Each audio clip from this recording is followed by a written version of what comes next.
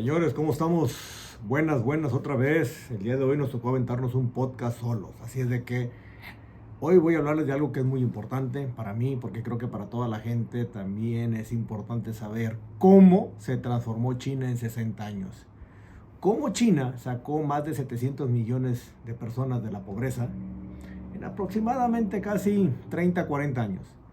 Y creo que valdría la pena hablar un poquito de eso, ¿no? Imagínense más o menos lo interesante, porque nosotros venimos trabajando los países latinoamericanos en crecer, en tratar de avanzar, pero simplemente no lo logramos. Y yo digo, como un país como China lo logra. Está cañón, pero justamente hay que copiar lo bueno. Tienen muchas cosas que no son buenas, pero a final de cuentas estamos aquí para aprenderle a las personas todo aquello que puede ser interesante. Y más que nada el modelo de negocio que tiene un país como China y que se ha venido posicionando muy bien en los mercados para lograr posicionarse como la segunda potencia que hay en el mundo. Y no es nomás eso, ser el número uno en comercio mundial internacional que existe. Vamos a hablar un poquito de historia, vamos a hablarle más o menos de los años 60. Para que sea una idea, el ingreso per cápita que recibía una persona en China era de aproximadamente $1,000, ¿va? Para que sea una idea, México en ese mismo año, en los años 60, tenía un ingreso per cápita de $6,000. Imagínense la diferencia. $1,000 China, $6,000 México. Pero ahora les voy a hacer la comparativa con Estados Unidos. Estados Unidos tenía un ingreso per cápita de $17,500. Dense una idea que simplemente Estados Unidos versus China, la diferencia era de 17 veces lo que ganaba una persona en Estados Unidos versus lo que ganaba una persona en China en los años 60. En 2016, para que sea una idea, las cosas han cambiado de una manera, déjeme decirlo, bastante brutal. China, una persona ahora, su ingreso per cápita anda en $12,500. 2016, ahorita ya aumentó otra vez. Imagínense $12,500, aún así, pues han avanzado. México tiene $17,200 el ingreso per cápita de un mexicano. Ah, chinga, espérame, ya se me acerca mucho China, ya estamos casi a la par, ¿se dan cuenta?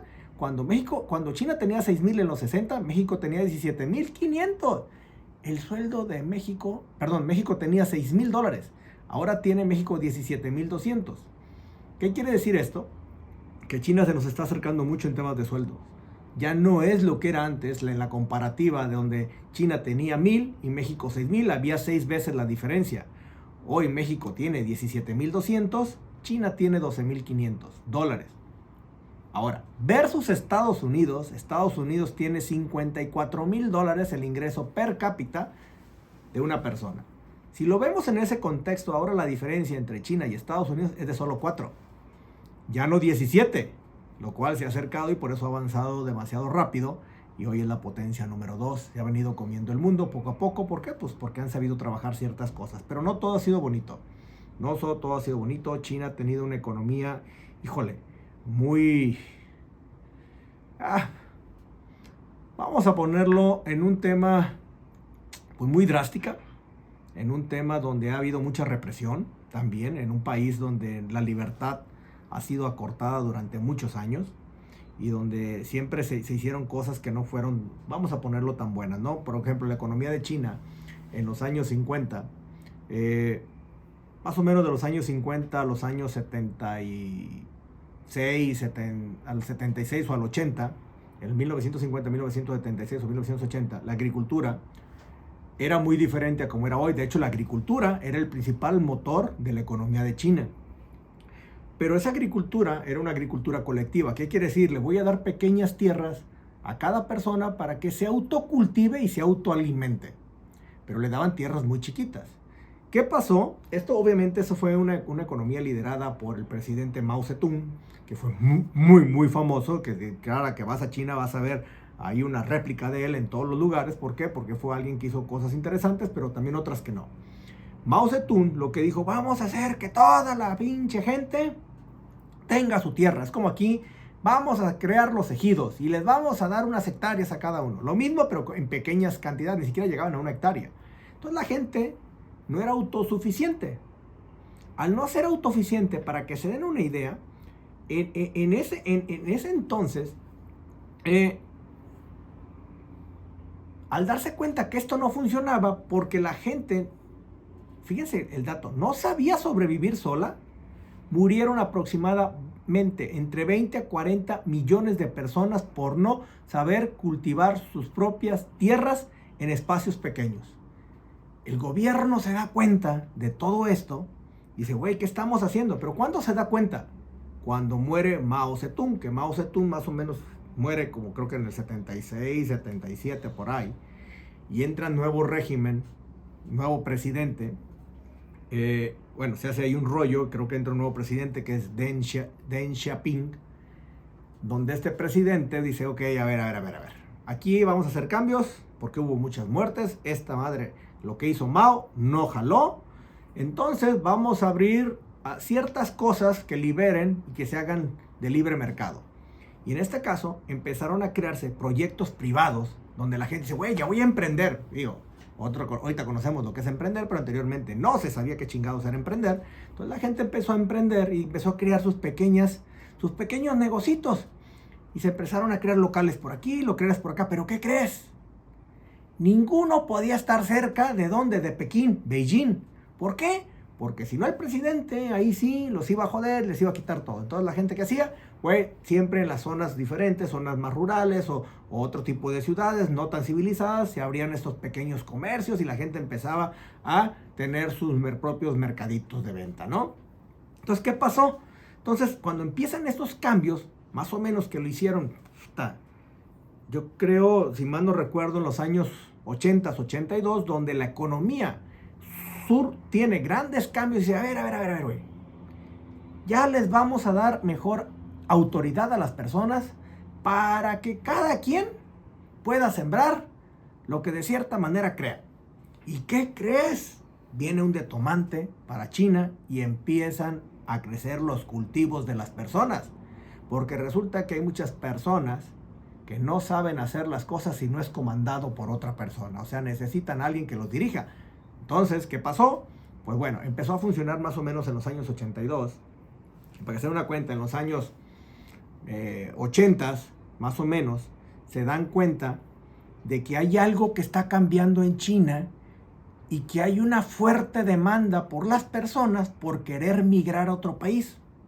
Y no era otro país, era una zona preferencial, una zona de China, pero la gente de la zona empieza a querer migrar a Hong Kong. Más o menos, en casi un promedio de 30 años, mucha gente empezó a irse de China a Hong Kong, a querer vivir. ¿Por qué? Pues porque Hong Kong estaba con madre en esos años.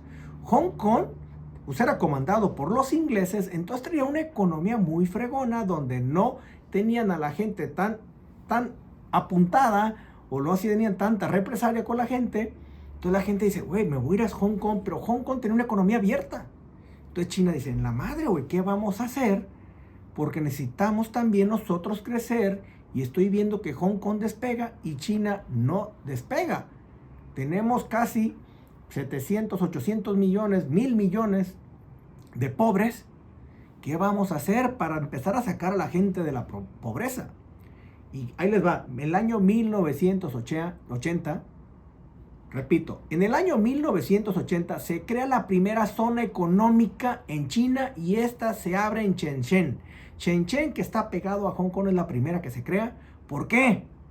Porque querían que la gente no migrara. Entonces empiezan a crear condiciones especiales en esta provincia pegada a Hong Kong, donde les dan muchas facilidades a la gente para que pueda abrir sus negocios, donde les empiezan a decir, güey, si quieres exportar, te voy a regalar terrenos, y si tú exportas, te voy a dar un retorno también de los impuestos, para que tú te aproveches y puedas crecer y nos generes más empleo.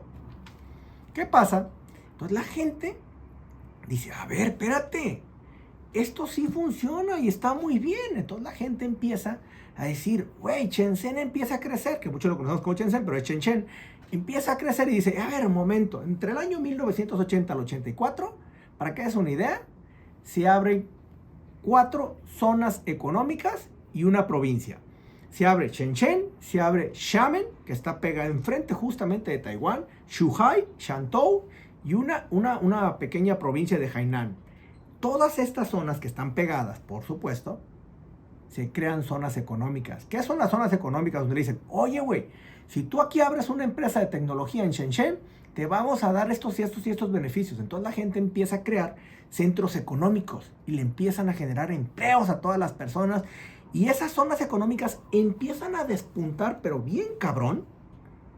Y se da cuenta China que tiene una solución a uno de los problemas más graves que enfrentaba, que era la pobreza. Dice, a ver, no, señores, vamos por aquí.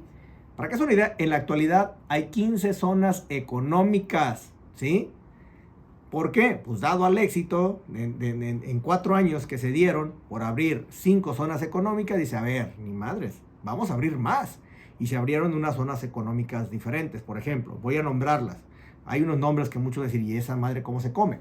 Está Dalian, está Qinguang, no sé qué, Qinguandao, Tianjin, Yantai, Qingdao, Lianjungan, Nantong, Shanghai, Ningbo, Wenzhou, Fuzhou, Cantón, Shangqian y Beihai. Todas estas zonas las abren y empiezan a crear las zonas económicas. Por ejemplo, yo que me ha tocado estar en Qingdao, te puedo decir que en Qingdao se produce todo lo que tiene que ver con ¿qué? Con llantas, cosas de minería, equipos pesados, maquinaria, están en la zona de Qingdao. Lianjungan, por ejemplo, también tiene una zona especial para cierto tipo de transformación de productos y tiene zonas como, por ejemplo, Shanghai y Ningbo, que están enfocadas a casi todo tipo de productos. Pero, por ejemplo, yo les dije, la zona, por ejemplo, de Shenzhen está muy enfocada al tema de tecnología. Si yo me voy a la zona de Cantón, que es Guangzhou, que es donde hoy se hace la famosa feria, que por cierto, allá nos vemos en la feria, en abril, nos vamos a China, ya armamos un grupito de empresarios que nos vamos a ir a China y allá les estaremos informando qué tal van las cosas, ¿va? Entonces, fíjense bien, 40 años le tomó sacar a 740 millones de personas de la pobreza. 40 años. Y nosotros tenemos toda la mendiga vida y no podemos sacar a nadie. De hecho, incrementa la pobreza. Entonces yo digo, a ver, ¿cómo estamos haciendo las cosas? Claro, las zonas económicas preferenciales fueron un detonante muy fuerte para China. Pero China, en el año 2000, creo que era la cuarta potencia mundial todavía. Pero en el año más o menos 2001, para ser exactos, 11 de diciembre, después de 15 años estar trabajando para pertenecer a la Organización Mundial de Comercio, 2001, 11 de diciembre, le dan la entrada y se forma parte de la OMC. Nadie quería que formara parte de la OMC porque todos sabían que China tenía unos sueldos muy bajos y competir contra China iba a ser imposible. Pues dicho y hecho, sí pasó. China en ese momento no era el principal exportador que había en el mundo, era Alemania, y obviamente ni tampoco era el principal importador que había en el mundo, era Estados Unidos. ¿Cómo cambian las cosas? Y después de esto, pues bueno, pasa China a formar parte de la Organización Mundial de Comercio y pues bueno, se tiene una transformación en todo el plan de exportación que tiene China. ¿Cuál fue la clave de China? ¿Cuáles son las claves de China para crecer lo que ha crecido y para ahora ser la potencia número 2? Primero, salarios bajos. 1. 2. La gente le enseñaron a ahorrar y a invertir. 3. Impulsó las exportaciones.